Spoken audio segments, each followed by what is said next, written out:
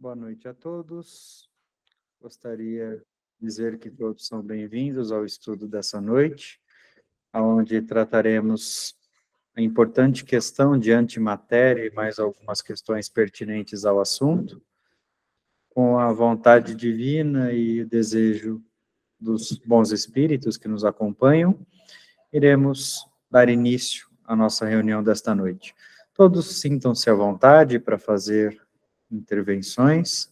Se houver dúvidas ou perguntas, por favor, podem intervir quando assim quiserem. Assim sendo, pode soltar, por favor. 4. Antimatéria. Há inúmeras descobertas para acontecer, no tempo e na hora adequados. O homem encarnado terá ferramentas de grande valor em suas mãos, podendo assim auxiliar mais efetivamente no combate às doenças, reduzir as distâncias e aumentar a velocidade do progresso de forma exponencial. No entanto, para isso, é necessário que suas reformas íntimas estejam compatíveis com tais conquistas. A antimatéria é algo que a ciência da Terra já comprovou através da formação de antiátomos, ao observar elétrons com carga positiva, pósitrons ou antielétrons, prótons com carga negativa, antiprótons, e nêutrons com carga nula, antinêutrons. Isso se dá da mesma maneira que na constituição do átomo, mas formado por essas antipartículas, antiquarks e leptons, que são também responsáveis pela formação de antimatéria. Muito bem, até aqui nós temos a explicação científica daquilo que já foi comprovado pela ciência terrestre, a existência de uma antimatéria, ou seja, uma formação material, porém com as cargas opostas, cargas negativas, né? Então, até aqui existe alguma dúvida para aqueles que ainda não estudaram o tema, compreender a diferença entre matéria e antimatéria? Perfeito, pode seguir. O encontro de matéria com antimatéria propicia a aniquilação de ambas, produzindo assim uma energia, fótons, com potencial imenso de grande escala proporcional.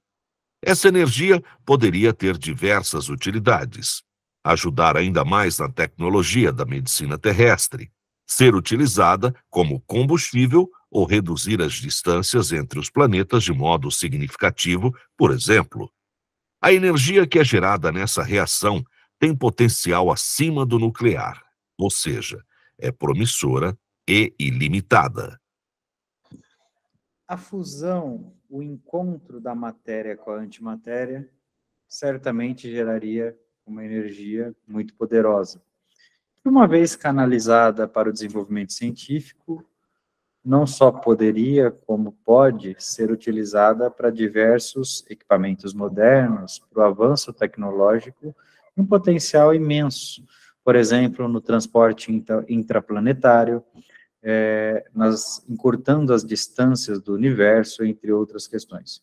Contudo, se utilizada para o mal, também tem um potencial destrutivo muito grande.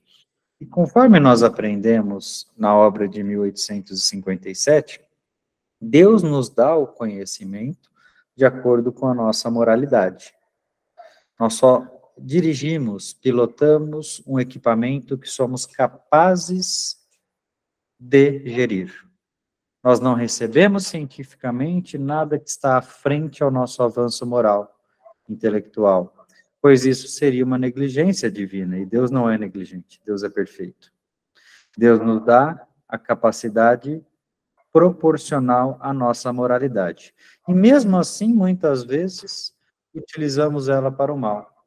Imagina se tivéssemos em nossas mãos o potencial de destruição planetária. De fato, né? O que seria?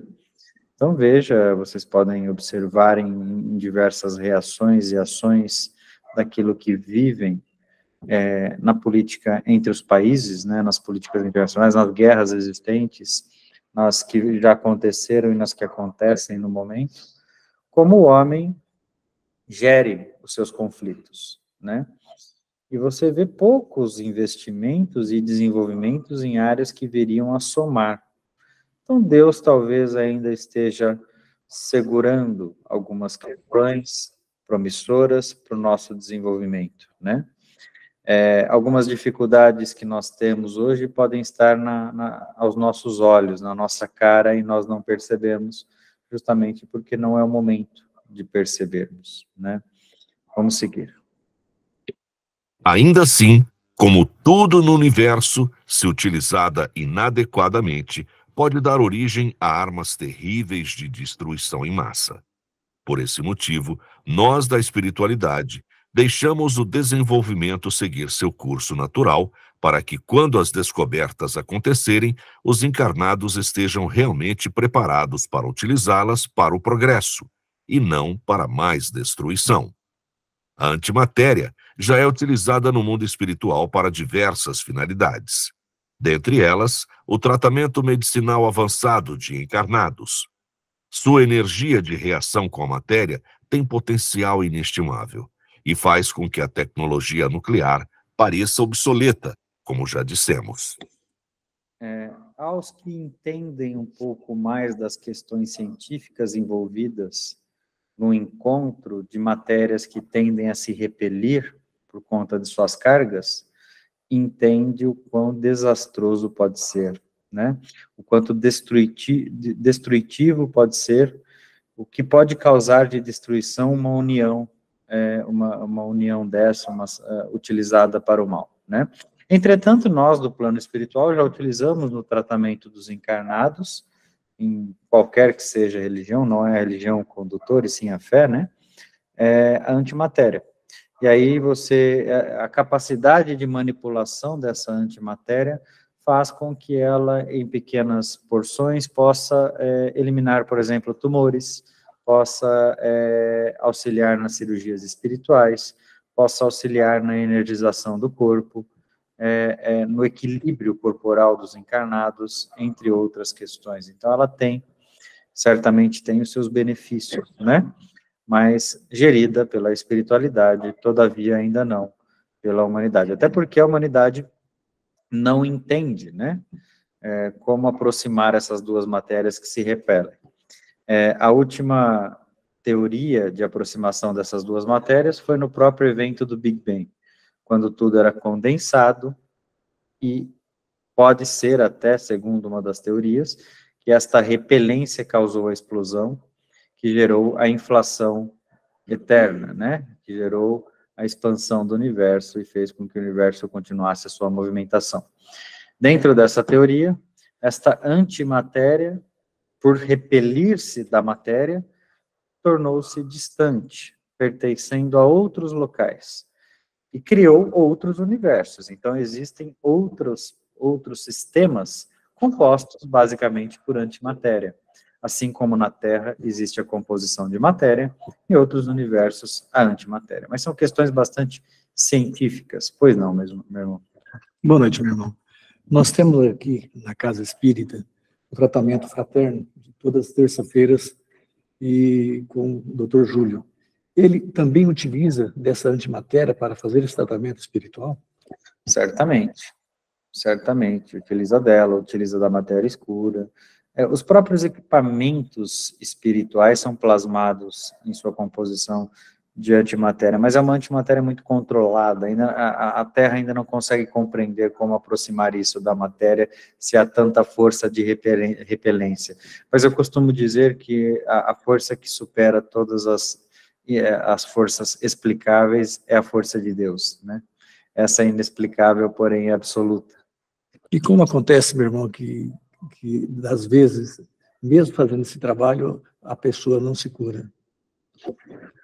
Para que haja cura, são necessários diversos fatores. O tratamento em si, a fé de quem pratica, a fé de quem recebe, e o quarto fator, que é aquele imensurável, que é o merecimento, né?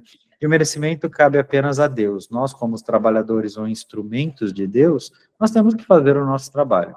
Se a pessoa tem ou não o merecimento, cabe a Deus, e é um fator importante na decisão da cura. Entretanto, falar de cura corporal é falar de uma cura paliativa, né? Uma cura temporária. quando você cura um corpo aos 30 anos, aos 40 anos, aos 20 anos, aos 10 anos, esse corpo terá mais uma sobrevida.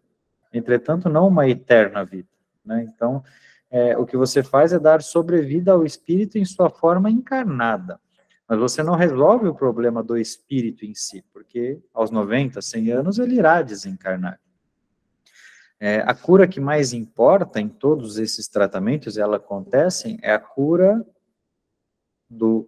da mente, né? A cura daquilo que causou a enfermidade. Essas impressões que outrora foram trazidas para o corpo, mas que pertencem ao espírito.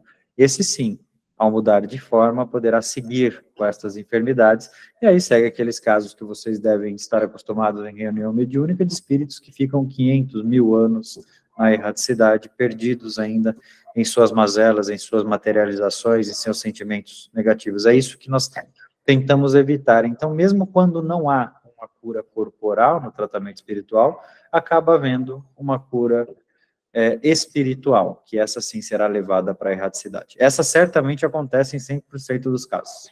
Então, de qualquer forma, mesmo que ele não tenha o merecimento ou que não tenha cura, isso é benéfico para o próprio espírito, quando desencarnar, ter o conhecimento e já ser despojado dessa enfermidade espiritual. Como a vovó de vocês costumava dizer, caldo de galinha e uma reza boa não fazia mal a ninguém, né, esse ditado popular. Então, é uma fé, né, é uma prece, certamente não fará mal, né, essa destinação, esse carinho, esse amor doado de um para o próximo, ele só vem a agregar, principalmente quando de forma despretensiosa e sincera, né? Obrigado, meu irmão. Pois não? Temos o Luiz aqui na frente, pois não? Boa noite a todos. Eu gostaria de fazer uma pergunta, mas não sei se essa pergunta seria passível de responder ou não, mas o irmão falou que nós, aqui na Terra, ainda não detemos a compreensão, não detemos ainda os meios para lidar com antimatéria. Mesmo que seja de uma forma segura ou insegura, o fato é que nós não temos. Eu gostaria de saber, no plano espiritual, se o irmão pode esclarecer alguma coisa, ou comentar, se desde sempre tem o plano espiritual domínio de lidar com antimatéria, ou se dada a evolução que acontece também dos espíritos, né, acredito que acontece aqui nos espíritos encarnados e no plano espiritual também, que os espíritos evoluem. Então, gostaria de saber se desde sempre foi assim, se algum dia não foi assim, não teve esse domínio da antimatéria? Primeiramente, irmão Luiz, agradeço a sua pergunta, mas falar da palavra sempre e nunca, certamente você não ouvirá isso de espíritos que estão ainda num grau de instrução, né? Talvez ouça isso de Deus, mas nós que estamos na construção, né? Sempre e nunca são palavras muito fortes, mas assim, há muito tempo é utilizada a antimatéria no plano espiritual, e ela pode ser ainda utilizada por muito tempo. Não sabemos certamente por quanto tempo, tá?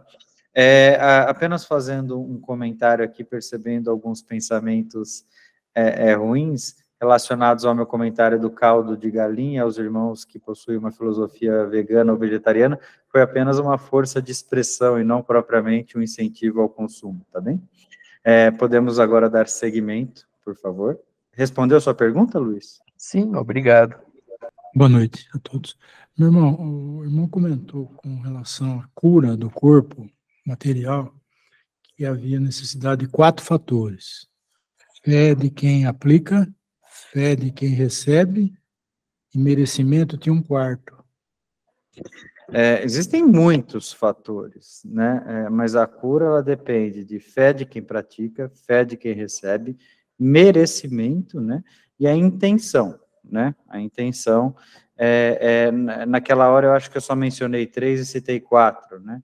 O intencionamento de pensamento, na mudança de pensamento. Porque o que acontece? A cura de uma enfermidade, por exemplo. Vamos imaginar que você tem uma enfermidade do corpo. Se você não mudar os seus hábitos, se você não mudar os seus pensamentos, a doença não volta.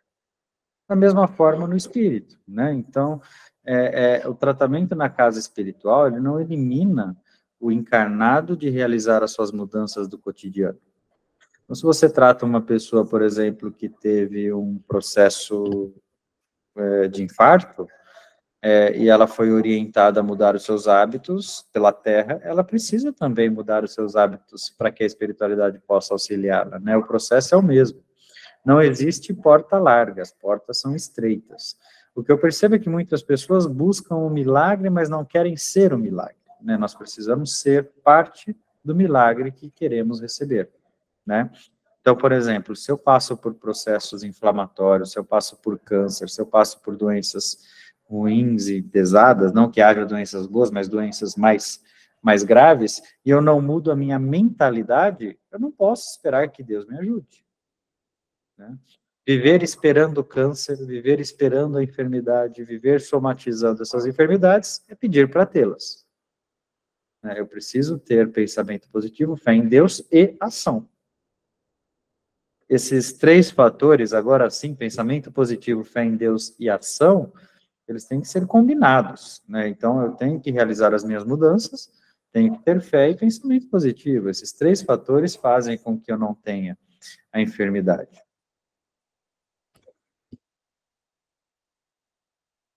Agora, vamos testar aqui rapidamente o nível de instrução de cada um dos nossos irmãos, né? Por exemplo, irmão Paulo, na sua opinião, por que alguns irmãos passam pela erraticidade, né, e voltam a uma reencarnação com tantas enfermidades, mesmo tendo bons hábitos, e outros irmãos com maus hábitos não sofrem absolutamente nada, né? Onde está a justiça divina neste aspecto? A justiça divina é perfeita, meu irmão. Na realidade, nós estamos num mundo de provas e expiações. Alguns irmãos vêm expiar os seus pecados, vamos falar assim, suas dívidas, e outros não têm essa mesma dívida, já passaram por isso. Mas os que não têm e não estão conservando, estão adquirindo novas, né? Se houver maus hábitos, com certeza. Então, isso que é interessante da dinâmica divina, né? Eu gosto de comparar a um passeio de bicicleta. Quando você vê uma descida muito grande, espere que venha a subida. O caminho tende a ser reto, o esforço suficiente para a sua caminhada. Se você vê uma descida muito grande, está gostoso, aquele vento batendo, a subida será proporcional, porque o caminho tende a se equalizar. A pergunta é, em alguns aspectos, tenho certeza que todos vocês estão na descida, em outros na subida. Mas será que estão procurando equalizar, né? Se eu não tenho enfermidade, eu não estou causando, eu não estou denegrindo o meu corpo, mesmo não tendo uma genética ruim. E se eu tenho enfermidade, eu estou suportando ela com resiliência, afinal, outrora eu fiz por merecê-lo? Então, são questões que valem a pena nós pensarmos, né? Então, a vida não pode ser vista com o início no nascimento e o fim na morte. Ela tem que ser vista na continuidade do espírito. É difícil para vocês. Vocês estão com o véu do esquecimento e com um apagão na linha final. Tudo que vocês conhecem é que viverão certos anos na Terra, e nem sabem quantos ainda. Mas, após isso, é tudo um mistério, né? A Igreja Católica chama do mistério da fé, alguns de vocês chamam do mistério do desencarne, e assim vai, mas segue um mistério e seguirá um mistério até o momento que vocês passem por isso. Pois não, irmão Miguel? A doença pode ser não um castigo, mas uma prova de um projeto reencarnatório? Pode sim. Pode ser uma expiação, pode ser uma prova, mas na maioria das vezes, escuta o que eu vou te dizer, irmão, na maioria das vezes, a enfermidade, principalmente aquela enfermidade na meia-idade, na alta idade, ela é causada na própria encarnação. São os hábitos da própria encarnação. Então, você pega, por exemplo, um exame sanguíneo de uma criança. Olha o exame sanguíneo de um adolescente. Olha o exame sanguíneo de um jovem adulto. E aí chega na meia-idade e na terceira idade, você já vê as consequências de tudo aquilo que foi praticado durante a vida. Os excessos, uma hora a conta vem. A contabilidade, ela não precisa vir de uma vida para outra. Ela vem da própria encarnação. Algumas vezes vem como enfermidades, outras vezes vem como dificuldades. Mas ela vem, não tem como não vir. Né? E esse período nos mostra, né, que por mais que demore, a conta uma hora ou outra vem. Então, o irmão entende que a doença pode ser uma moeda de troca?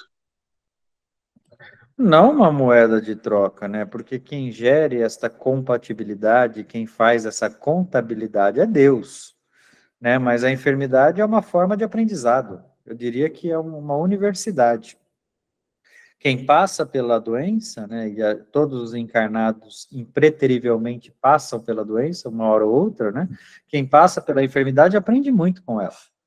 Você já deu tanto valor ao dedinho do pé até batê-lo no móvel? Ele se torna o órgão principal do seu corpo. No momento que você bate ele no móvel, o coração pulsa nele, não é assim? Você nem lembrava que o dedinho existia, até o momento que você bate ele no móvel. Da mesma forma, tudo aquilo que nos acontece, né? Às vezes nós pensamos, poxa, mas tem tanta coisa dando errado na minha vida. Vocês não sabem o que pode dar errado. Não sabem a importância de uma apendicite até ela doer. Então, olha como a vida nos mostra, né? A falta nos ensina a importância do equilíbrio divino. E até os órgãos que nós não precisamos para sobreviver, ou manter, por exemplo, eu posso viver com o rim, eu posso viver sem o baço, mas viva, né, para você entender as dificuldades e as limitações que isso te acarreta, né? Então, Deus nos fez perfeitos, e tudo aquilo que nos acontece nos gera aprendizado. Então, respondendo sua pergunta, não propriamente, mas sim para aprender. Eu gostaria de que o irmão dissesse a diferença entre cura e autocura. Tudo bem. A cura do corpo, então, cura é quando algo me cura, né, e eu me torno curado. Autocura é quando eu tenho a própria capacidade de me curar. Toda cura, necessariamente, passa por uma autocura, ainda que inconscientemente. Mas nem toda autocura passa por uma cura direcionada. Então, essa é a diferença. A autocura é a medicina do futuro, né, irmão Miguel? Onde a pessoa tem a capacidade de gerir as suas próprias células, de gerir o seu próprio organismo, ao ponto de controlar, por exemplo, todas as suas funções cerebrais, desde o seu hipotálamo até todas as partes do seu corpo e organismo, capaz, por exemplo, de extinguir uma formação celular, um câncer, capaz também de gerir um mau funcionamento de órgãos. Mas olha o nível do autoconhecimento que se exige, né? A autocura está ligada com o autoconhecimento. Já a cura, ela pode vir por um tratamento médico ou por um tratamento espiritual, ou por ambos em conjunto, mas ela é de alguém para mim. E a autocura é de mim para mim mesmo. Não sei se respondeu. Respondeu sim, obrigado. Pois não, Regiane? Tem uma pergunta no chat da Andréa Gabriel, que ela pergunta: como entender as doenças hereditárias de acordo com a espiritualidade? Excelente pergunta, né? Como eu vou entender que eu herdo uma enfermidade, né? Como que funciona isso? Eu estou herdando, então eu tenho tendência à pressão alta, tendência a diabetes, tendência... como funciona? Isso vem da gestão divina, né? Deus concilia o seu genoma com as suas reencarnações. Deus, com a sua gestão perfeita, faz com que você caia na família que tem a te oferecer as benesses e também as enfermidades que você precisa para a sua evolução. Então, é tudo muito casado, e aí entra a complexidade da gestão divina. Entretanto, a doença hereditária, ela tem uma vantagem, não uma desvantagem. Você a conhece. Então, você sabe o que você precisa prevenir. Né? Então, se eu sei que eu tenho tendências à hipertensão, à diabetes, o que eu vou fazer? Eu vou controlar os gatilhos da hipertensão, os gatilhos da diabetes. Eu vou ter uma vida saudável a partir dos 20 anos, se possível, e não esperar aos 50, quando minha glicemia já está 230. Porque aí é tratar aquilo que já aconteceu. Não vou esperar minha pressão estar 21 para tratá-la. Eu vou controlá-la a partir do momento em que eu sei que eu tenho a hereditariedade. É por isso que as pessoas vivem mais hoje. Porque elas conhecem o futuro das suas enfermidades. Elas sabem o que deve prevenir. E antigamente se vivia menos porque tinha ignorância, não sabia. Então, a hora que o infarto chegava, era uma surpresa. Hoje em dia, você sabe que o infarto pode chegar.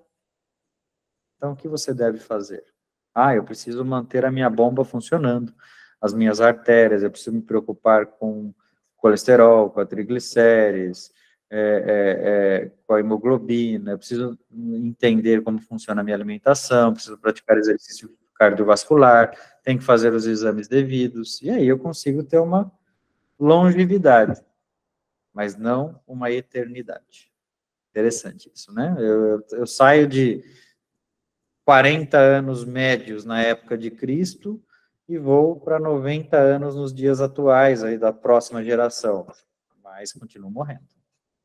Talvez um dia chegue a 130, 140, continuarei morrendo. O corpo, você pode conservar bem ele, mas chega um momento que ele para. E a pergunta é, o fato dele parar e a certeza dele parar assusta vocês? Não assusta, porque na verdade a gente volta para a parte espiritual. Dependendo do que você faz na Terra, você tem que estar bem assustado. Irmão Miguel? Na verdade, não assusta. Tem hora que eu penso que eu já deveria estar do outro lado. Cuidado apenas para não confundir a curiosidade com a espiritualidade pelo desejo de morrer, né? São coisas distintas. Mas eu entendo o que você disse. Você tem uma tranquilidade tão grande. Agora, vocês que estão com essa tranquilidade, eu tenho certeza que têm a consciência muito tranquila do que fizeram na Terra. Aqueles que não têm a consciência tão tranquila do que fizeram na Terra, sabem que podem enfrentar algumas dificuldades ao desencarnar. Entretanto, são dificuldades temporárias, que tendem a passar com o aprendizado, e que vocês já podem construir agora uma boa parte desse aprendizado, né, para que não haja tanto sofrimento nesta passagem, né.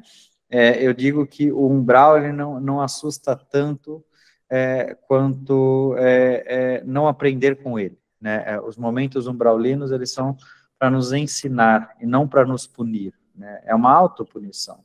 Então, se eu aprender com aquilo que me atrasou, que me estagnou, certamente eu passarei muito rápido por esse processo. Só que para isso eu preciso abrir mão de um detalhe muito importante, que é o meu orgulho. É por isso que o homem muitas vezes permanece milênios no umbral, porque não abre mão do seu orgulho. Só a humildade te eleva. Só a humildade te tira do buraco que você mesmo cavou. Pois não, irmão Miguel? Pode passar mais de uma vez no umbral. Por que eu estou dizendo isso? Porque eu tive que retirar um rim. Eu acredito que já foi um período umbralino. Sim, pode passar muitas vezes pelo umbral, porque o umbral é um estado de consciência, né? Um estado mental, não é propriamente um lugar plasmado, né? É plasmado pela própria mente. O umbral, ao contrário do que vocês conseguem mentalizar, por exemplo, ele não é o endereço, ele é o lugar que você leva através da sua vibração mental. Então, você pode estar no umbral, por exemplo, estando encarnado. Quem nunca viveu um umbral na Terra, né?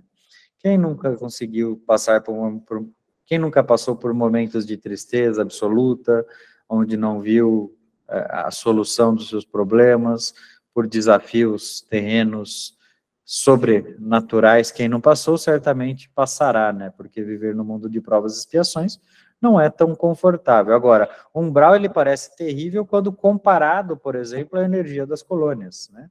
Quando comparado ao outro lado, né? Porque as colônias é basicamente uma experiência muito parecida com o que vocês vivem na Terra, só que sem tudo que há de mal, né? Então, imagine esse convívio, esse afeto, esse amor, essa troca de experiência sem o mal. É bem interessante, né? E claro, sem a densidade da matéria, né? Ela também é bem pesada. Pode seguir. Tudo aquilo que existe, o poder do pensamento pode controlar, inclusive a matéria e a antimatéria. Mas para isso, é necessário que o espírito já possua certa experiência e merecimento.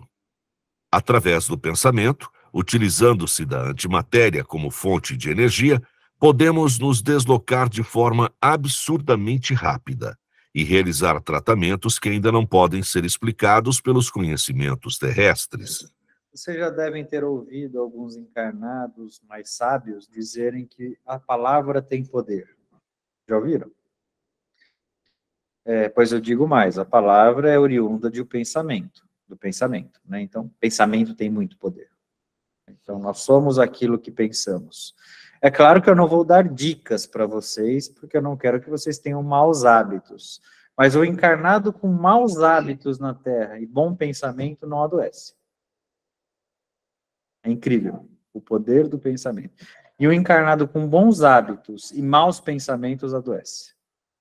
Você entende isso? Isso explica muita coisa, né? Explica muita coisa. Como pode, por exemplo, aquele senhor que está com 98 anos, sua vida inteira fumou cigarro de palha, sem filtro algum na lavoura, mexeu com pesticidas, herbicidas, respirou tudo que há de mal, poeira, e vai morrer de idade porque Deus quis chamá-lo. Ele nem tem nenhuma preocupação com isso, porque isso faz parte da sua cultura. Seu pensamento é que está tudo bem, está tudo certo. E aquele chá de boldo que ele toma no final de semana cura tudo. Pois não, irmão? Você poderia dar a diferença entre maus pensamentos e bons pensamentos? Sim. Bons pensamentos é aqueles que te levam a uma evolução, né? Ou espiritual ou material. Então, bons pensamentos é pensar em tudo aquilo que me aproxima de Deus. Caridade, fé, amor ao próximo, amor a si mesmo, pensamentos não ligados à materialidade das coisas, mas sim ao lado espiritual progressivo. E maus pensamentos é tudo que te leva à desconstrução, né? Tudo aquilo que te leva ao mal. Maus pensamentos, por exemplo, é você sofrer por antecedência, pensar no mal antes que ele aconteça, pensar no mal quando ele está acontecendo, não enxergar o lado bom das coisas, não ser grato a Deus por tudo que ele te deu, por tudo que ele te construiu e por tudo que ele tem te dado, né? Então, essas são as diferenças baseadas na moralidade da época, né? No caso, hoje, na moralidade que vocês têm à sua disposição. Talvez daqui 200 anos, os bons pensamentos sejam mais exigentes com vocês. Nos dias atuais, é o que vocês têm hoje para entregar. Pois não? Meu irmão, o que eu achei interessante aqui foi onde ele fala que o pensamento pode controlar a matéria e a antimatéria. Quando Jesus disse, você tiver fé num grão de mostarda, né, e você pode transportar a montanha daqui para colar, isso tem alguma coisa a ver também com esse pensamento forte que traduz pela fé? O que Jesus disse foi muito avançado para a sua época. Tá, mas vamos categorizar nos dias atuais. Se você tiver fé, você transporta a montanha, mas você também se desloca até a montanha, né? Quem tem fé, faz acontecer, né?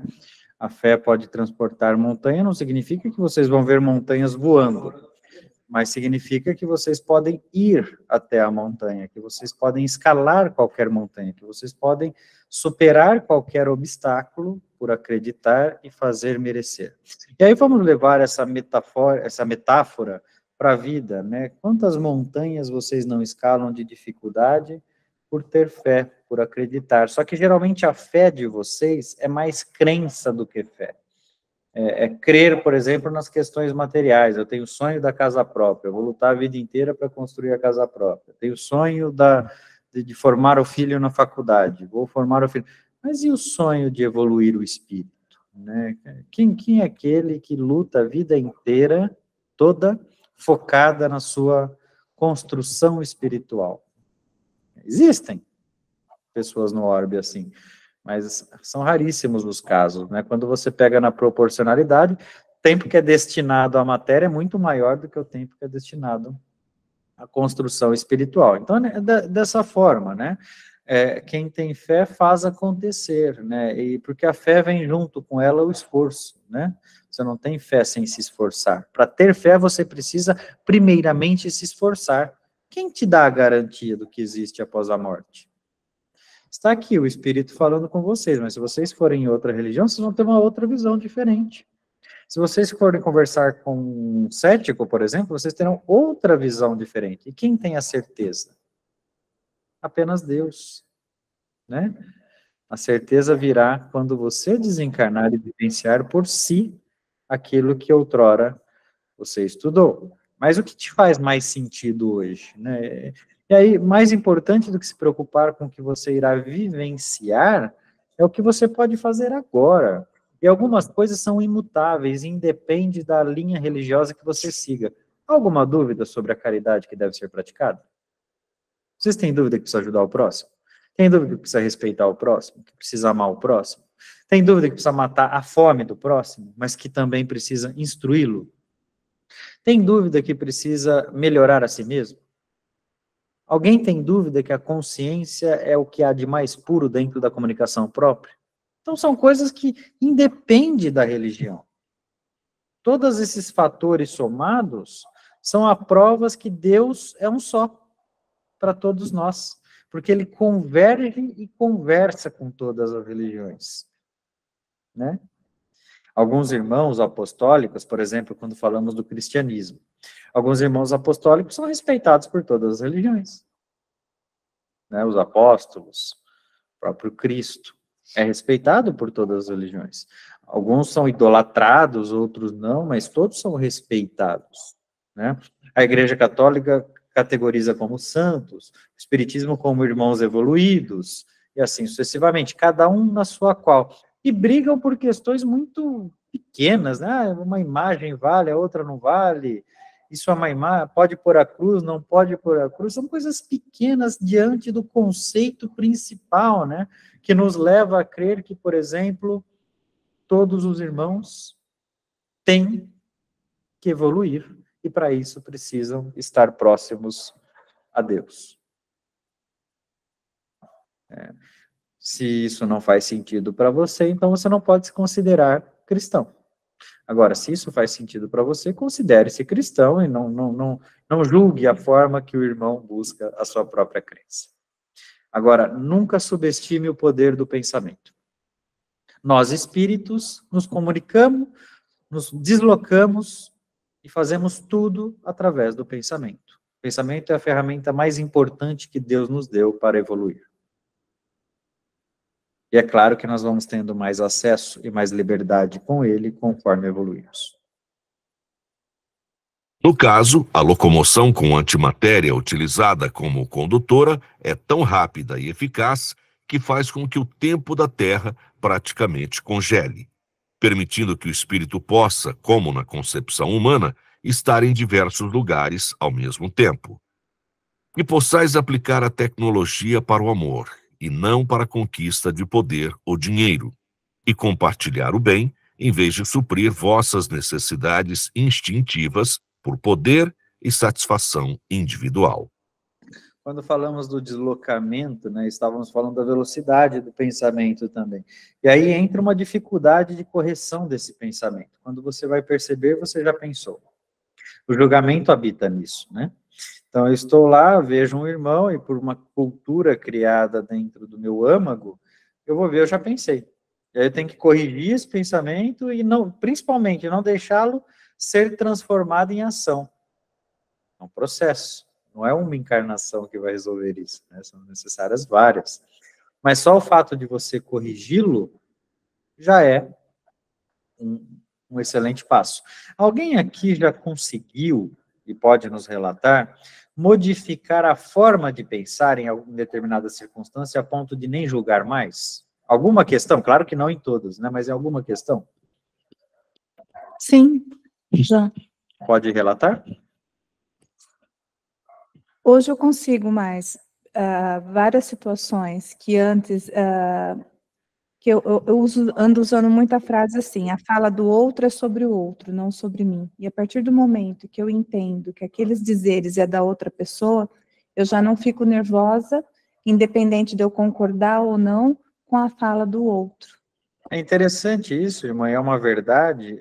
Os encarnados, quando simplesmente, por exemplo, perdem o preconceito, eles já passam a pensar de forma diferente. Enquanto ele tem o preconceito, já é um julgamento intrínseco, né? Mas às vezes esse preconceito, não usando palavras modistas, mas ele vem dos pais, dos avós, então é um preconceito tão estabelecido que ele leva muito tempo para conseguir desestruturá-lo, mas quando ele consegue, quando eu digo preconceito, é relacionado a tudo que existe, né? Preconceito mesmo. Então, quando ele consegue tirar o esperar para ter um conceito a partir da situação vivida, ele muda a sua forma de pensar, né? Pois não. E se a gente observar esse preconceito nosso, é até quando a gente olha para outra pessoa, nossa, que pessoa preconceituosa, a gente já está julgando. Quem é o preconceituoso nessa história? O julgamento, ele foi uma capacidade muito importante para o homem para que ele sobrevivesse e se tornasse o que ele é hoje. Só que ele deixou de ser. Se nós não tivéssemos os julgamentos, por exemplo, quando nós éramos homo sapiens, nós seríamos comidos por um leão. Ou seríamos devorados por qualquer outra tribo rival. Então, esse julgamento de, opa, ali eu sei que não dá certo. Aquele lá deve estar armado. Isso é perigoso, isso é bom, isso não é, fez com que nós sobrevivêssemos. Entretanto, agora, esse julgamento ele é desnecessário, principalmente em alguns aspectos da nossa existência. Eu não estou dizendo para vocês, por exemplo, ficarem tranquilos quando vocês perceberem que vão ser assaltados à noite. É claro que vocês têm que ter o instinto de sobrevivência. Entretanto, não pode pensar que tudo que vai acontecer é para te prejudicar, e nem pensar ser superior aos demais. Não podem, por exemplo, julgar serem assaltados pela roupa que o indivíduo veste, pela situação em que ele está, e assim sucessivamente. Até porque os maiores assaltos sofridos pela humanidade foram feitos de terno e gravata, né? E vocês sabem disso, independente de qualquer coisa. Então, julgar pela roupa é muito perigoso, né? Vamos entender o que os reis fizeram na humanidade com todos nós, né? E vai saber se nós não fomos alguns desses reis, né? Olha como houve a maldade criada e sempre o andarilho acaba sendo o penalizado, e também já fomos o andarilho, né? Então sabemos o que é isso. Pois não, irmão Miguel. Eu gostaria de dizer que é muito difícil controlar o pensamento. Eu fiz um propósito de não reclamar durante uma semana, não aguentei um dia.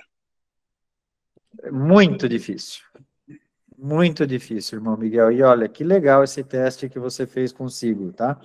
É bastante desafiador um ser propor e conseguir executar um controle de pensamento. Mas não deve desistir. Se você não consegue controlar o pensamento em sua origem, controle a ação. Reclamei internamente, mas não exteriorizei, porque quando eu exteriorizo, quando eu falo aquilo que eu pensei, eu acabo praticando duas vezes, né? Eu não só pratico, como eu ouço aquilo que eu pratiquei. Então, se serve de tranquilidade para você, irmão, é normal, é difícil, mas deve sim ser um desafio aí a ser testado. Pode seguir. 39. O que é o tempo na visão dos espíritos? O tempo é um dos mais complexos fatores universais, sobre o qual apenas Deus possui o domínio e controle. E o que a vós compete é utilizá-lo de forma sábia e proveitosa. Talvez seja a pergunta mais difícil da obra, né? E quando eu digo da obra, eu vou incluir a obra de 1857, vou incluir a Gênesis, vou incluir o Céu e o Inferno, vou falar de toda a coletânea de obras básicas do Espiritismo e da humanidade. Essa é a pergunta mais difícil. O que é o tempo? Né? Porque tempo, ele é tão poderoso que no pretérito e até no presente, muitas vezes ele é comparado ao próprio Deus. Gerir o tempo significa gerir tudo que existe. Entretanto, o que nos cabe passar, conhecer e absorver é que, apesar de ser complexo, o que nós podemos fazer é utilizá-lo de forma proveitosa. Ou seja, utilizar o tempo de encarnado da melhor forma possível para a evolução. Mas é extremamente complexo. Seria leviano da nossa parte tentar responder de forma precisa o que é tempo. Tempo se mistura com o infinito, se mistura com Deus. Ao mesmo tempo, tempo é causa e tempo também é efeito. Tempo é muito complexo. De uma complexidade que nós nos sentimos incapazes de explicar. Alguém de vocês arrisca explicar o que é o tempo? Porque nós estamos incapazes. Quem sabe alguém pode nos ensinar, estamos à disposição. Alfonso? Boa noite. Eu não explico, não. Eu entendo o tempo encarnado, que é uma sucessão de ocorrências, né? Agora, a pergunta que eu teria é por que em várias obras nos é passado que o tempo na espiritualidade é diferente do tempo encarnado? Excelente pergunta, irmão Afonso, mas antes vamos romantizar o tempo, né? O tempo, ele é extremamente relativo. O tempo que eu estou em sofrimento é eterno. O tempo que eu estou em alegria é instantâneo. O tempo me permite evoluir. O tempo não me deixa evoluir. Às vezes tenho tempo, mas não tenho vontade.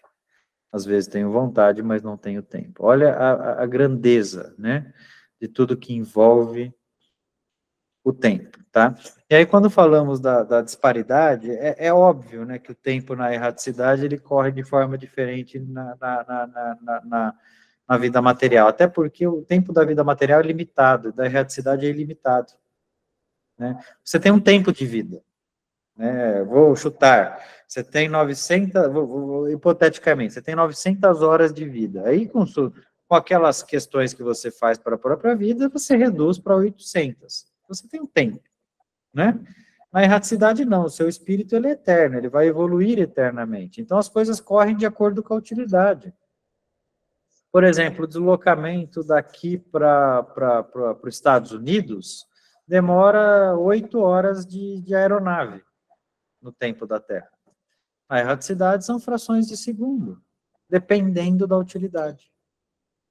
Um tempo no umbral, por exemplo, pode ser uma eternidade, enquanto na Terra correu um mês. Olha como as coisas variam de acordo com a utilidade do meu aprendizado. Pois não, irmão? Então, meu irmão, e é uma verdade, né? Eu, quando vou no dentista, 1 hora, não passa. Parece que é 1 ano. É assim mesmo, né? É aquilo que não te agrada, tá? Leva mais tempo porque você foca no sofrimento. E aí entra aquela questão até católica, enraizadamente católica, mas que vale a pena vocês pensarem, que é o seguinte: o inferno pela eternidade, né? Então, aquele que fizer o mal enfrentará o céu, ou o inferno, o que fizer o mal enfrentará o inferno, o que fizer o bem enfrentará o céu pela eternidade. A eternidade é muito relativa nesse caso, né? Eternidade é o tempo considerado por quem vive no inferno, e não por quem está fora dele. Né? Há relatos de espíritos, olha que interessante, que ao se jogar de um prédio, encarnado, né?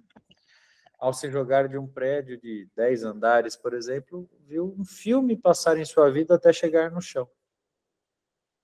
E olhando pela Terra, são frações de segundo, né? 8, 10 segundos, nem isso, 5 segundos, até o corpo bater no chão.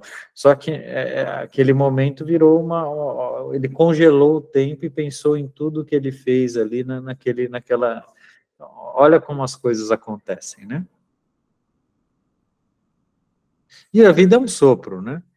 quando você observa, você já percebeu, você já está aí com 60, 70 anos, e parece que foi ontem que tudo começou, né? Então, é bastante rápido. Pois não. Temos mais uma pergunta no chat, da Andréa Gabriel, que ela pergunta: usamos grande parte do nosso tempo dormindo. Os espíritos dormem? Não, os espíritos não dormem, e o encarnado dorme para descansar o corpo, mas o espírito trabalha enquanto ele dorme. Tá? Então, os espíritos não dormem, os espíritos não se alimentam, os espíritos não precisam de comida, de ar, nem de água, não precisam dos elementos que mantêm a matéria viva. Pois não. Boa noite a todos. São três assuntos tão importantes, interessantes, porém complexos: tempo, pensamento e Deus. Que às vezes eu chego a pensar que se o dia em que compreendermos essas três coisas, teremos as respostas de todas as outras, né, irmão? Pode até ser. O duro é compreender essas três coisas, né? Eu lembro um espírito que fez uma fórmula, né? Ele fez uma fórmula relacionada a essa tríplice, vamos dizer assim, tentando desvendar o mistério, né? Só que é algo bastante complexo. Talvez quem tenha controle disso é o próprio Deus. Nem sei se espíritos angelicais teriam acesso a este nível de informação, porque tempo é bastante complexo, né? Não sei, tá? Pode ser que tenham, mas... Alguma pergunta sobre tempo? Se eu estivesse do outro lado da mesa, eu teria muitas.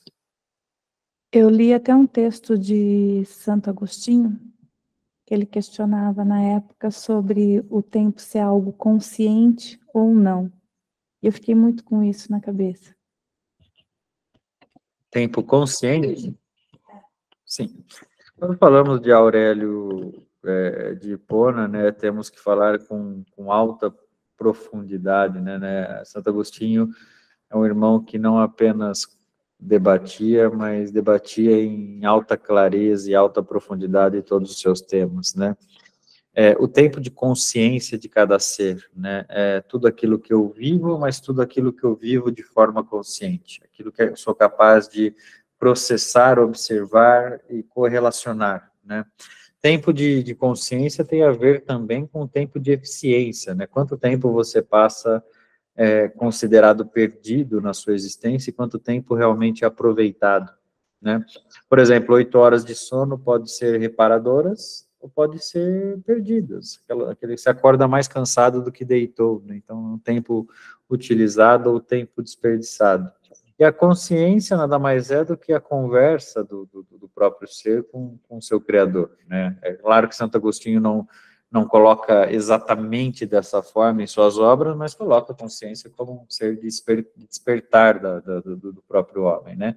E essa consciência, esse tempo de consciência é o tempo que o homem leva após adquirir essa consciência para chegar às suas próprias conclusões, realizar as suas reflexões e, obviamente, realizar as suas mudanças. Pois não. Meu irmão, quando nós preparamos a nossa reencarnação, é preparado um tempo para que nós possamos viver aqui na Terra. Isso é também catalogado pela espiritualidade, que cada um tem o seu tempo? Mais ou menos, né, Rui? Porque você nasce com uma previsão, e aí você vai conduzindo a sua vida de acordo com as suas escolhas, né? Quando eu tenho escolhas acertadas, eu prolongo o meu tempo. Quando eu tenho escolhas erradas, eu diminuo o meu tempo, né? Então, se você fosse fazer tudo exatamente para conservar a matéria, tudo que é conhecido cientificamente, você viveria muitos mais anos do que você vive. Mas aí eu te pergunto, né? Viver mais tem que ser necessariamente ligado a aprender mais, né? Viver mais tem que ser bem utilizado, né? Então, assim, não é apenas vivenciar mais a carne, mas é aproveitar a carne para criar uma construção de espírito, né? O ser humano ele tem a mania de querer viver mais para estar próximo dos seus familiares, de querer viver mais para aproveitar mais a matéria, ele não tem a pretensão de viver mais para construir o espírito. Aliás, construir o espírito ele quer deixar para depois de desencarnar. Pode ser, mas é um processo um pouco menos válido, né? Quando você constrói aquilo que você é ou aquilo que você pode dentro da sua própria existência. Porque você está com o véu do esquecimento, a validade é muito maior das mudanças que você consegue realizar agora. Depois que você está vendo Deus, no bom sentido, né, que você sente a luz divina de forma direta, que você consegue ver Jesus na sua frente, fica mais fácil de você realizar as suas mudanças. Muito bem, nosso tempo, olha que interessante, já chegou ao fim, mas apenas o tempo do estudo, né, e não propriamente o tempo de aprendizado. Gostaria de agradecer a Deus e a todos os presentes. Sala bastante cheia e num dia muito especial, né, de bastante reflexão. Espero que vocês tenham tempo de pensar em tudo isso. Fiquem com Deus.